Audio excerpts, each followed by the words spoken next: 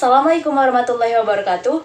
Halo semua, perkenalkan nama saya Desina Nur Halimah, siswi kelas 12 semester 4 SMA Negeri Plus Provinsi Riau. Pada video kali ini, saya akan menjelaskan mengenai sejarah terbentuknya Provinsi Riau. Ingin tahu bagaimana kronologinya? Saksikan videonya terus ya. Pasca Hari Kemerdekaan, pemerintahan Indonesia dibagi atas beberapa provinsi.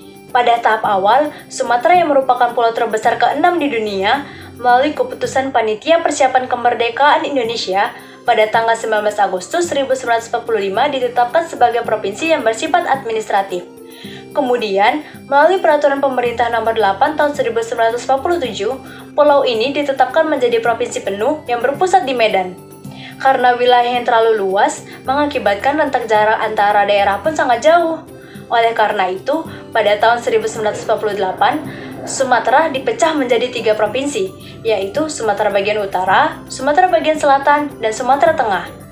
Khusus teruntuk Sumatera Tengah berpusat di Bukit Tinggi berdasarkan Undang-Undang Nomor 10 Tahun 1948 yang disahkan pada tanggal 15 April 1948. Daerahnya meliputi Kresidenan Sumatera Barat, Kresidenan Jambi, dan Kresidenan Riau. Kresidenan Riau ini terdiri lagi atas 4 kabupaten, yaitu Kampar, Bengkalis, Indragiri, dan Kepulauan Riau. Nah, teman-teman, kalau kita tinjau dari keadaan, rentang jarak antara daerah di Sumatera tidaklah dekat, bukan? Terlebih lagi, pada tahun 1950, dari Pekanbaru ke Bukit Tinggi saja, waktu tidak dapat ditempuh dalam 1 hari. Apalagi ibu kota kabupaten lain seperti Bengkalis, Rengat, dan Tanjung Pinang. Hal ini pun menjadi pertimbangan bagi Provinsi Riau untuk mendirikan provinsinya sendiri. Sebenarnya, usulan pembentukan Provinsi Riau ini didasari oleh banyak hal loh. Pada saat bergabung dengan Sumatera Tengah, Riau merasa perkembangannya terhambat dalam hal urusan kedinasan dan perekonomian. Kesejahteraan rakyat pun turun drastis dengan ketika Riau diperintah oleh kerajaan. Kalau ditinjau dari segi sosial ekonomi, masyarakat Riau berkiblat ke Malaysia. Alat tukar dalam bentuk uang yang dibuat cukup khusus seperti adanya dolar Kepulauan Riau. Arah perdagangan dan perkembangan pasar pun juga bergantung pada jalur Selat Malaka. Jadi, sejak sebelum dan pada masa kolonial, Riau tidak dapat dipisahkan dengan negeri-negeri Melayu semenanjung Malaysia dan pulau-pulau yang ada di Kepulauan Riau. Bukan hanya karena masalah kedinasan yang terbatas jarak tempuh dan perekonomian tidak dapat dipisahkan. Geobudaya dan geososial di wilayah Riau berbeda dibandingkan dengan Sumatera Barat dan Jambi. Dari segi geografis, Riau memiliki sungai dan lautan. Hal ini menyebabkan penduduknya sangat bergantung pada perairan. Kemudian, Riau memiliki alur tersendiri dalam hal sejarah peradaban manusia.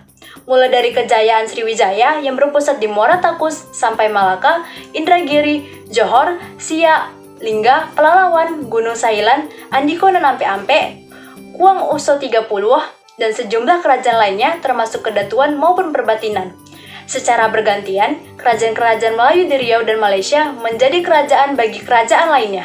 Selain itu, Riau juga memiliki sumber alam yang luar biasa, seperti kebun kelapa, karet, pinang, dan minyak bumi. Luas kebun kelapa di Riau pada tahun 1951 mencapai 291.331 hektar, sedangkan kebun karet yang pada tahun serupa luasnya mencapai 182.572 hektar. Lalu tanaman pinang sekitar 10.000 hektar dan minyak bumi mencapai 43.000 barel per harinya. Terlepas dari kayanya sumber alam, justru pembangunan di Riau sangat minim. Misalnya saja, pada tahun 1950-an, di Provinsi Riau hanya terdapat 4 SMP negeri. Selebihnya 21 SMP negeri di Sumatera Barat dan 2 SMP negeri di Jambi. Begitu juga dengan sekolah teknik dan sekolah teknik menengah yang hanya berjumlah 1 sekolah saja. Dan yang terakhir, jika dipandang dari sudut pandang sejarah dan kebudayaan secara umum, percampuran antara kekerabatan sosial menurut garis ayah dan ibu, Kresidenan Riau berbeda dengan Kresidenan lainnya. Maka, usulan pemisahan Riau dari Provinsi Sumatera Tengah tidak lain hanya untuk memudahkan urusan, memakmurkan rakyat, serta menjadikan Riau sebagai pusat ekonomi dan kebudayaan Melayu yang agamis di Asia Tenggara. Nah, setelah menilik berbagai kenyataan tersebut, perjuangan pembentukan Provinsi Riau pun semakin menggema. Pada bulan Maret 1953, 2 peristiwa menjadi awal Provinsi Riau disebut dalam dunia politik. Yang pertama adalah dengan membentuk Panitia Kongres Rakyat Kepulauan Riau pada tanggal 16 Maret 1953. Yang kedua, nama pemerintahan Provinsi Riau disebut dalam Konferensi Partai Nasional Indonesia atau yang biasa kita kenal dengan PNI. Akan tetapi, ternyata niat pelaksanaan Kongres Rakyat Kepulauan Riau ini dihambat dengan kenyataan kabupaten lain ingin dilibatkan dalam kongres tersebut. Pasalnya, meskipun bersifat Kongres Rakyat Kepulauan Riau, kegiatan itu juga sangat berkaitan erat dengan keberadaan Riau yang berada di bawah Provinsi Sumatera Tengah. Oleh karena itu, urusan dari kabupaten lain di Riau harus diikutsertakan dalam kongres tersebut. Nah, berkaitan dengan hal itu pula, harus segera ditetapkan tempat pelaksanaan di daerah yang mudah dijangkau oleh kabupaten lain. Selain itu, yang harus dipertimbangkan dengan seksama adalah dari segi mata uang yang dipakai. Kita tahu bahwa sebagian besar daerah di Riau menggunakan mata uang rupiah, tidak seperti dolar sebagaimana digunakan oleh Kepulauan Riau. Sangat disayangkan, persoalan-persoalan tersebut tidak mendapatkan titik terang, melainkan jalan buntu. Sehingga Kongres Rakyat Kepulauan Riau yang direncanakan tersebut gagal, tidak ada kelanjutannya. Namun, perjuangan tidak berhenti sampai di situ saja. Keinginan mendirikan provinsi tersendiri dilanjutkan melalui Kongres Pemuda Riau pada tanggal 17 Oktober 1954 di Pekanbaru. Kemudian, kongres tersebut pun membentuk Badan Kongres Pemuda Riau atau BKPR dengan pengurus Yahya Kohar, Tan bin Mat, H. Abdul Ahmad Yahya, Anas B, Wan Mokhtar Hasan, Mahmud, dan Umar Amaluddin. Kegiatan tersebut mengirimkan urusan ke pemerintahan pusat untuk menyatakan perlunya Riau menjadi provinsi tersendiri. Gerakan Pemuda Riau di Pekanbaru itu mendapat tanggapan positif dari pemuda Riau di luar daerah. Sehingga hal ini memicu beberapa daerah untuk melaksanakan kongres seperti Kongres Pemuda dan Pelajar Riau se-Sumatera Barat pada tanggal 22 Oktober 1954 yang dipimpin oleh Hasan Basri dan Kongres Pemuda Komisariat Kabupaten Kepulauan Riau pada tanggal 22 Maret 1955. Di parlemen masing-masing kabupaten, perjuangan membentuk Provinsi Riau juga marak diperbincangkan. Berawal dari sidang pleno DPRDS Bengkalis pada 25 Februari 1955, disusul oleh semua DPRDS Kabupaten Kresidenan Riau, yaitu Kepulauan Riau, Kampar, dan Indragiri, yang bersama-sama menyuarakan Riau harus menjadi provinsi tersendiri dalam Konferensi DPRDS Seri Indonesia di Bandung pada tanggal 10 hingga 14 Maret 1955. Pada tanggal 7 Agustus 1955 juga diadakan konferensi DPRDS Kepresidenan Riau di Bengkalis. Hasil konferensi ini yaitu mengajukan resolusi kepada pemerintah agar daerah Riau yang meliputi 4 kabupaten dijadikan sebagai daerah otonom tingkat 1. Kemudian konferensi ini berhasil membentuk Panitia Persiapan Pembentukan Provinsi Riau atau P3R yang diketuai oleh Abdul Hamid Yahya dan Haji Muhammad Amin sebagai wakilnya. Mereka pun memperkasai pelaksanaan Kongres Rakyat Riau pada tanggal 31 Januari sampai 2 Februari di Pekanbaru.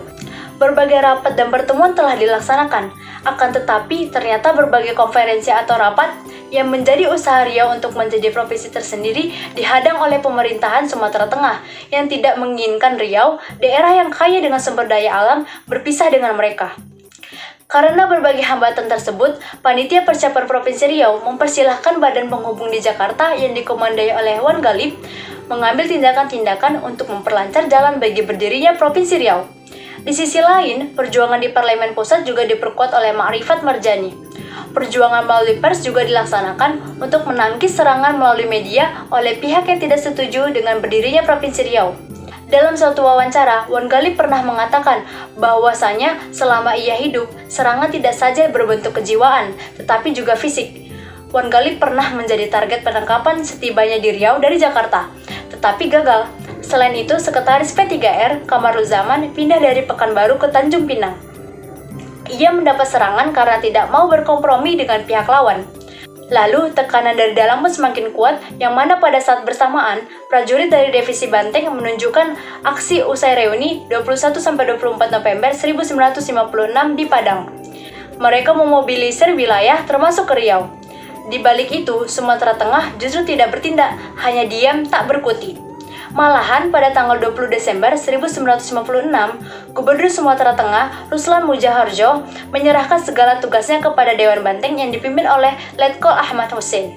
Namun, terlepas dari segala usaha perlawanan dan kerancuan dalam pemerintahan tersebut, akhirnya keluar Undang-Undang Darurat Nomor 19 Tahun 1957 yang ditandatangani oleh Presiden Soekarno pada tanggal 9 Agustus tahun 1957 di Bali, yang berisikan menjadikan Kresidenan Riau sebagai provinsi, berpisah dengan Sumatera Tengah yang mana dengan ibu kota Tanjung Pinang. Baik, jadi begitulah sejarah terbentuknya Provinsi Riau. Namun, sebelum saya tutup, tadi saya ada menyebutkan bahwasanya Riau sebagai pusat ekonomi dan kebudayaan Melayu dalam masyarakat yang agamis di Asia Tenggara.